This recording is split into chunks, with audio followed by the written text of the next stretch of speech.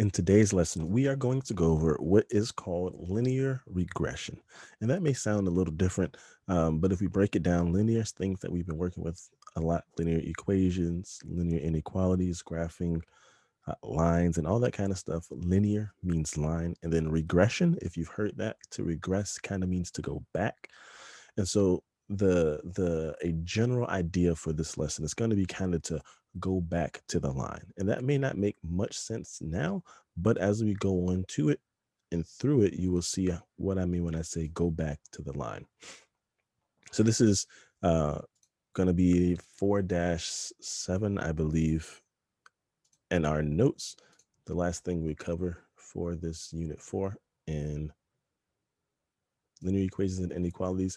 Here we see we're going to start off with our essential question. And since we're talking about linear regression and line of best fit, that's kind of going to be the general idea of our essential question, which is what we've been seeing a lot lately. So this question is going to be, how can I create a mathematical statement, STATE, or a mathematical model, I'm sorry, not statement. And that model, that's going to be called our line of best fit. Wink, wink, nudge, nudge, line of best fit. How can we create a mathematical model to predict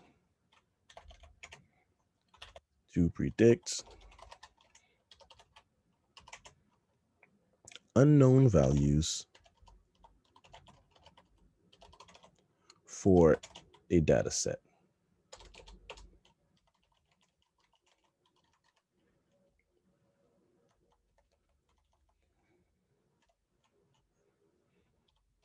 All right. So our essential question is, how can we, or how can I, or how can you create a mathematical model, which is also known as a line of best fit, to predict unknown values for a data set? All right. And before we get into that, we got a little bit of things that we need to define, and some understandings that have to be met. So first, a correlation. What is a correlation? You may have heard of something along the lines of correlation doesn't mean causation or something like that. Correlation is going to be a relationship between two variables. Oh goodness, y'all, I'm struggling with all the spelling and stuff. All right, a relationship between two variables. And so an example for that could be the temperature outside. So let's go example, put that in parentheses. Temperature outside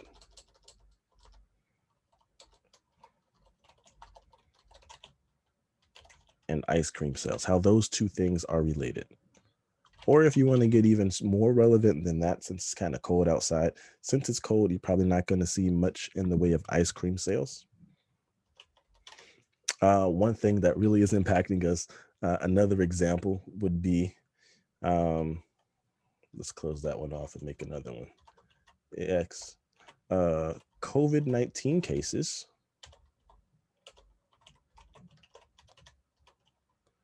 and schools reopening, or number of students in school,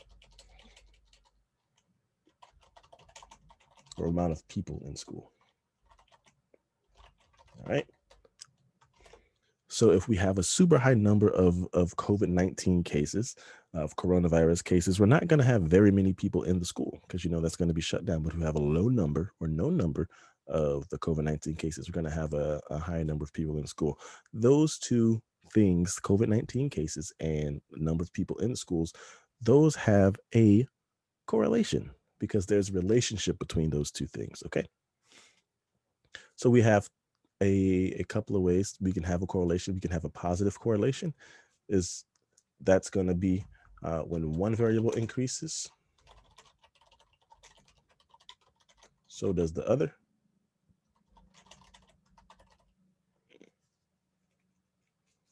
And when we get that, when we see that in the graph, that's going to be a positive slope.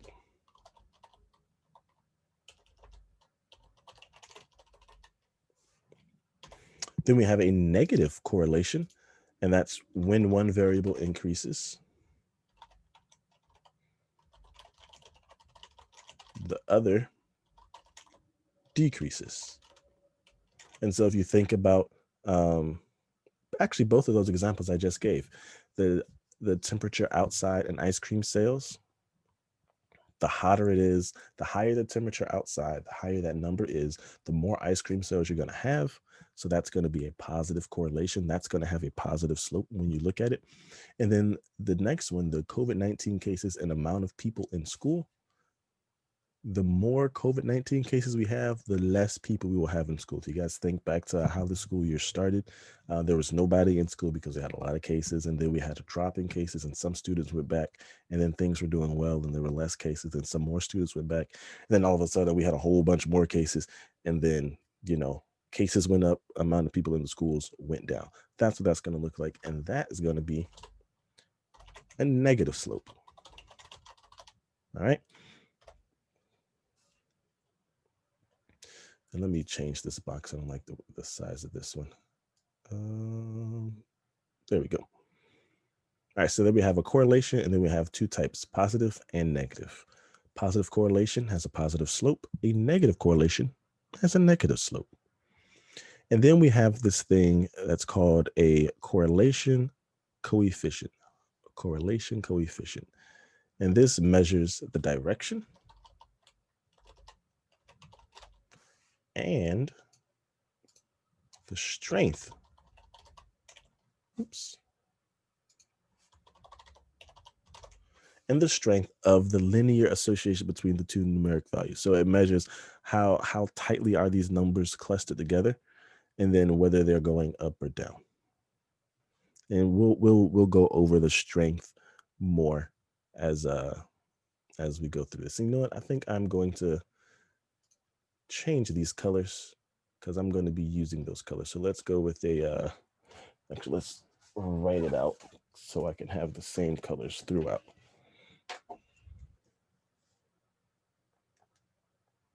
I'm going to go with the strength is going to be purple.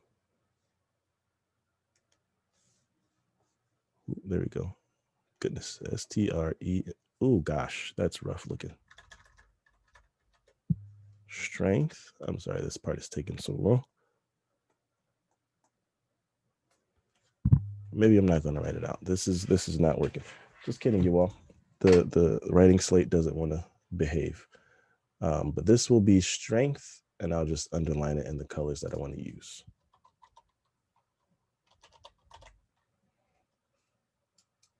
And direction.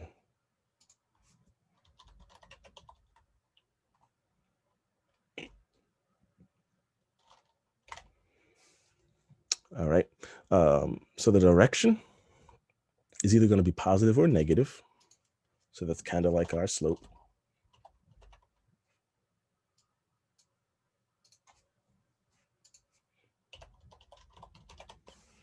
And we're going to look at the slope because, those two are the same things. And then the strength for this thing, we're going to think of it like this way. It's going to be strong if R is between 0.8 and 1, and then we'll talk about what R is. R is just the variable we use for correlation coefficient. So strong if R is between 0.8 and 1. It's going to be moderate or medium. That's what that word means if you don't know.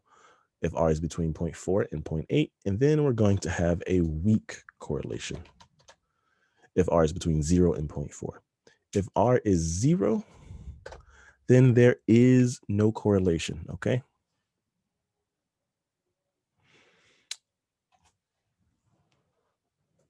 One of the things that you want to try and keep in mind as we go through this is that our R value has a number, but then it also has points on the graph that we can look at, all right?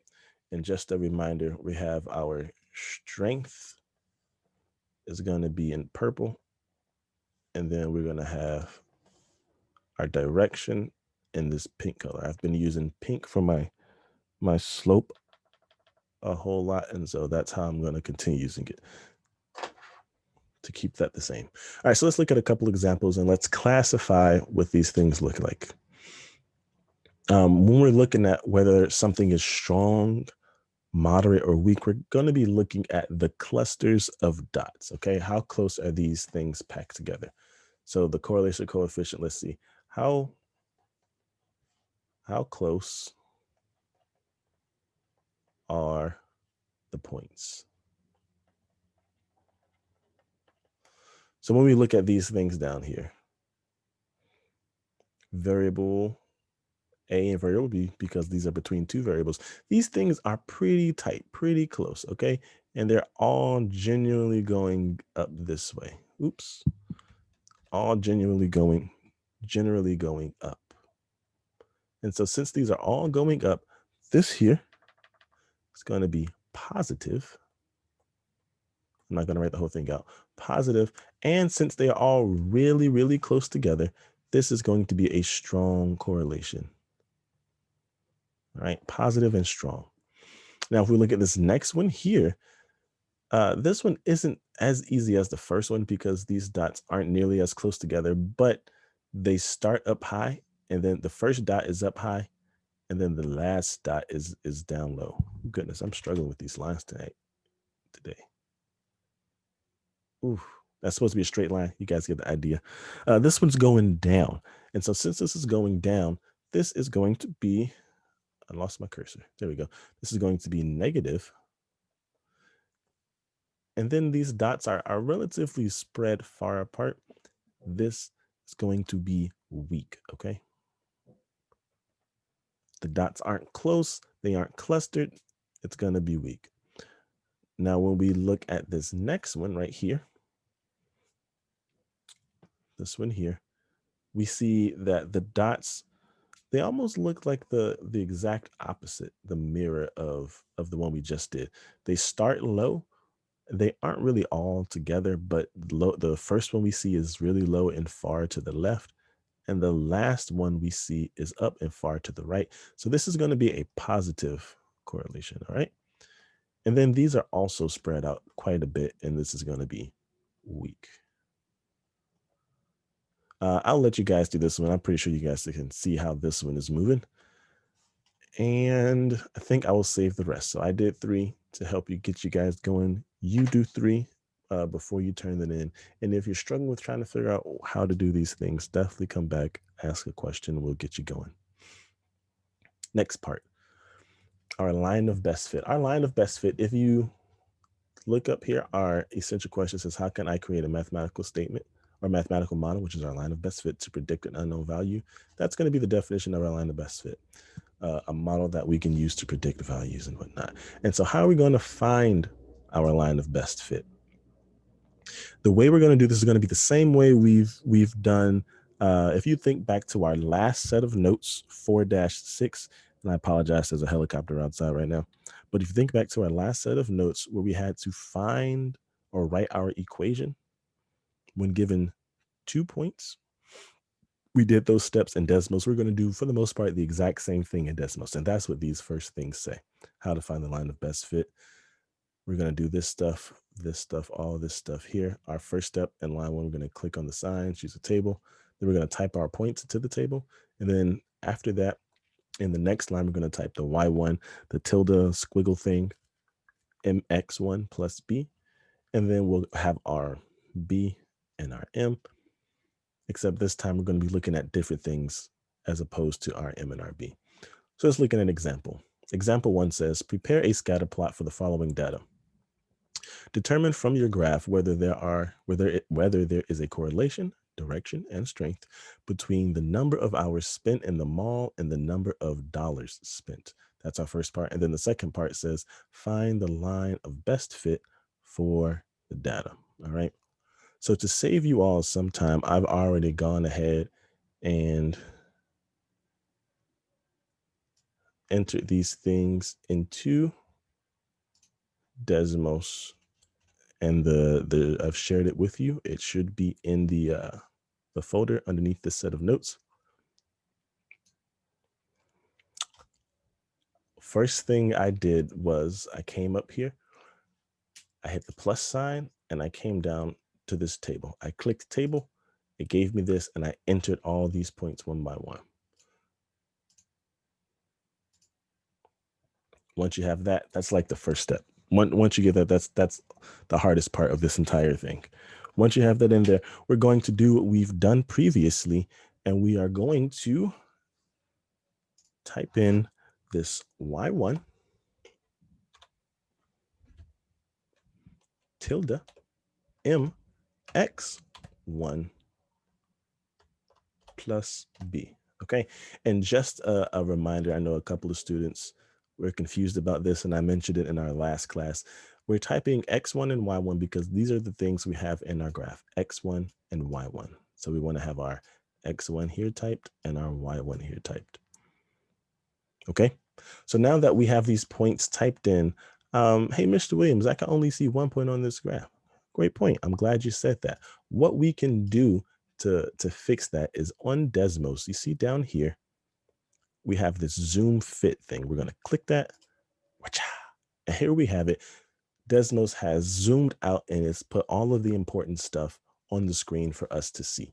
And now we can see what our correlation is, and we can see whether it's strong, moderate, or weak.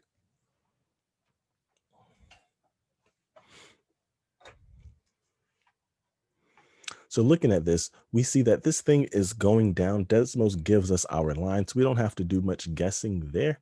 Since it has moved down, where is my pen? I don't see my pen up. Oh, there we go. Since it's moving down, we have a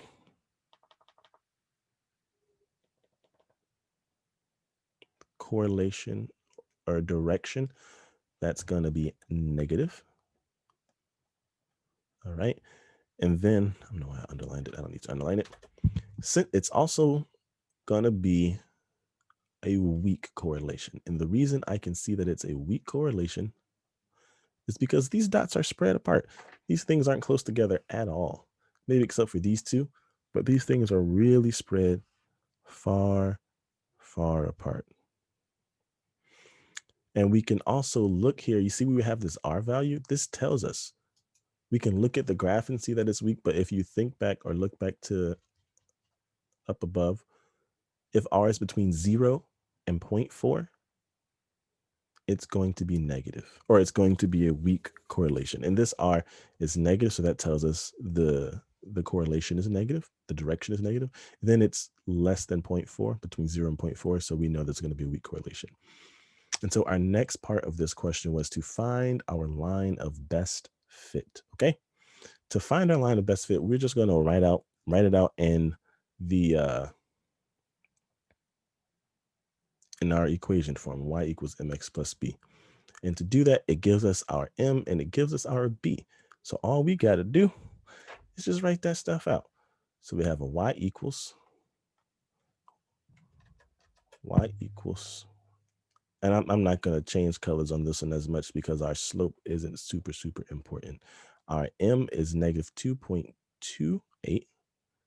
negative 2.28. And if you're wondering, when we are doing these and we have to cut off some of the decimals, we're going to go 2 decimal places, all right? 2 decimal places before we stop. So 2.28 plus 51, 51.078. And I know this is 3. I know this one is 3 decimal places, but that 8 was the last one, and so I figured I'd go all the way. All right, so here we have our line of best fit data, okay? I've done this one. I want you all to try example 2. If you're struggling with example 2, come back, ask for help. We'll get you going.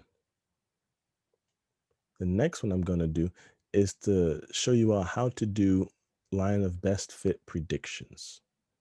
Okay, our line of best fit predictions. Example 5, that's going to be, oh, just kidding. Example 3 is going to be the next one we do. It says the following data was collected by a taxi driver who was interested in how much fuel he used on different journeys. And then it gives us a list of data. Estimate how much fuel would be needed for a 200-mile journey. So this is the part right here that we're going to have to figure out. How much fuel for a 200-mile journey? Okay, so that's what we're going to be estimating. First things first, we're going to type the data in. I have already done that for you all. I've typed in the data. So we're going to go to that next step. Our next step in the process is going to be to type in that Y1 thing. So Y1, but careful here, careful here. This time we have Y2, oops, we have Y2 and X2. So I don't want to type Y1 in. Instead, I want to type in Y2 tilde MX2 plus B. All right. And this is going to give me a new set of data points. And I'm going to turn off these graphs so we can work with this stuff here. All right, this gives me a new set of data points to work with. Now that I'm here, let's go ahead and zoom to fit this set of data points. And this is what it's giving me now. And so now I have my line of best fit, but now what I want to do is to make a prediction. I want to use my stuff in Desmos to help me make a prediction. So the next thing I'm going to do, and this is a new part, underneath where we have where we've typed in that Y2 tilde MX2 plus B, we're going to type in Y equals MX plus B, just like that. Y equals MX plus B, okay? And now we're going to hit this edit list, this little gear icon on the upper left-hand side above where we're entering these things. Gonna click that. When you click that, it's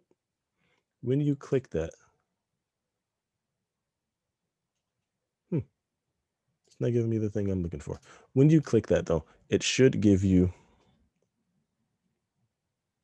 the option to put a table in there, and it'll give you a table to estimate the data, and you can put in your point. Mine doesn't seem to be working at the moment, so we may skip this one to look at another one.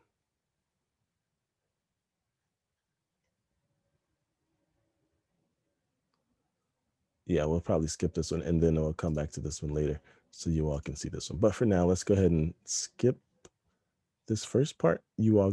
I'll show you all how to do it with the next data set, since this one doesn't want to behave. Our next data set, example 5, that's what we're going to do. That one says, is there a correlation between, let me zoom out a little bit, between the fat grams and the total calories in fast food? If so, predict the total calories based upon 22 grams of fat. So here I've typed the data in. My next step is going to be, I'm going to zoom to fit that stuff. And then my next step is going to be to enter this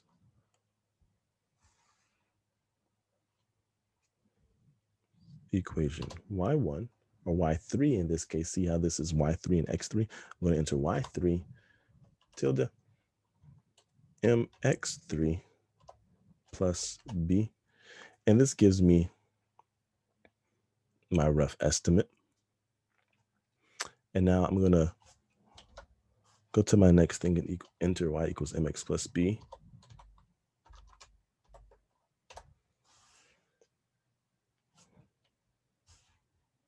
I hit my gear icon. This one isn't giving me the table either. Oh, so that's probably why. So let's get rid of this one. I think it's not working with me right now because I've got multiple equations in here. So let's go ahead and delete some of this stuff because that is messing up my Desmos for you all. I don't want to get rid of all of this information. That's fine. So this will be the example. You all can skip to this one, skip number example 3, go to example 5 if you haven't already. And then we should be able to do this. All right. Say, I shouldn't have saved it. So now we have y equals mx plus b. We're going to type that in again.